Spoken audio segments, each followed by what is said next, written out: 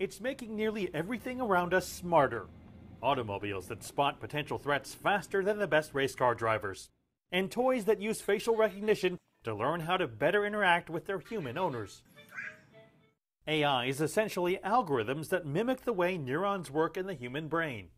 That has some in the U.S. government worried that the U.S. could lose its edge in a strategically important technology if it doesn't tighten controls over Chinese investments in U.S. artificial intelligence companies. I don't think more government intervention or regulation around international investments is the answer. We are safer when we trade with each other more. And I would rather the US and China trade more, even if it means Chinese investment in artificial intelligence, than less. Ganeson's venture capital firm Menlo Ventures has a number of AI-driven startups in its portfolio, including Clarify.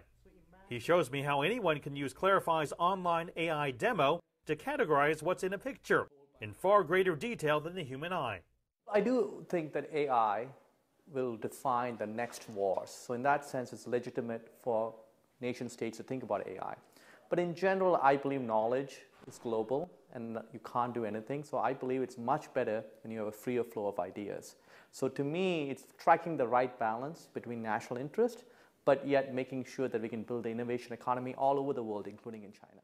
There are ideas now about trying to restrict some of these technologies in the same way we restrict traditional military technologies. And the hard part is trying to figure out how do you manage and control that. I think it's going to be very difficult to do that because a lot of this is ideas, and that's obviously much harder to control and manage. Last year, the U.S. was China's top destination for foreign direct investment with more than $45 billion. How much of that was AI-related is unclear because companies don't have to disclose that information.